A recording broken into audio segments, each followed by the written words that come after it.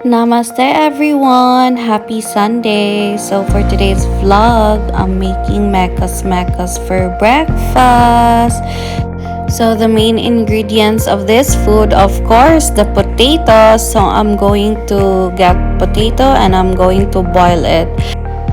And next, also, you have to get an onion and a ginger. So you will cut them into small pieces.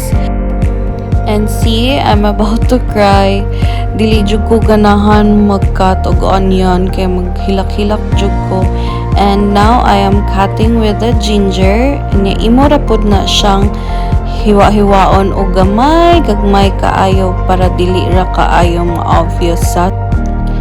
This is a life of being a housewife. So since we already get married, so we have to practice to wake up early and cook breakfast for your husband. So now I'm getting a mustard oil, and this is a cumin seeds, and you will put the ginger and the onion, and after that you will just mix it until it will be lightly brown. Okay, naluto naman akong onion o ginger. Nagkuha ko og flour o tubig. Nya ako ra na siyang i-mix na mura ra kung naghimo og pan. Pero maghimo ra di ay ko og parata. Unya ako ra na siyang kumot-kumuton. Unya i-mix na sad hantod na more soft ra na siya og mohumok. Unya sige lang, padayon lang jud kayo day kay mao man ang gisudlan. Unya pagtaod-taod nakadungog ko na naay tingog sa gawas ni mata na day akong bana og ningong good morning. Unya ako na siyang gipalingkod didto. Unya na humok na akong potato, ako na siyang gipanitan. Unya ako sa siya nang gihugasan kay para mawa na niyang panit. Unya pag human og tanggal sa panit, ako na siyang gi-smash. Smash.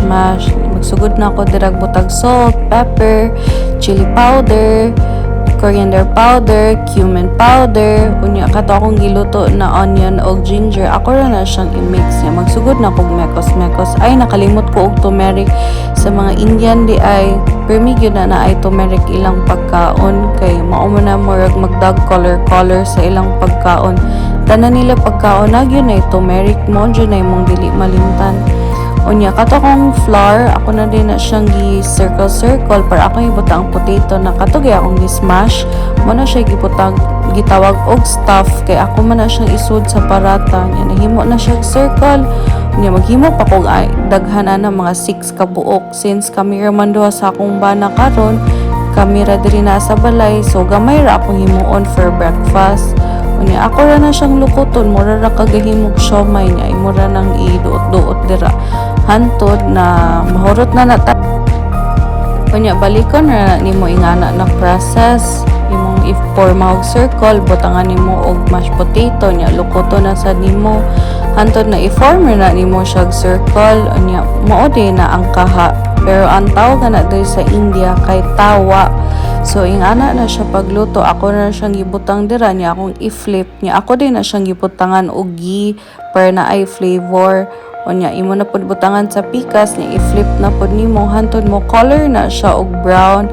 Basta ingana na ng color, luto na siya, pero kailangan nimo siya i-push para ang side sa tanan ana na parata maluto gyud siya maayo. Nya maora na siya. Sa una di ay nadili pa ko minyo, dili yun ko hilig magluto, pero karon saon man ni enter man si Inday, so kailangan nakamagkat-on. So mauna ni ang finished product. Luto na. Ako nang pakanon akong bana, kaon na dira love. Unya nag-enjoy me of breakfast while having coffee. Unya nagchika-chikat. Una akong video. Thank you for watching. Bye!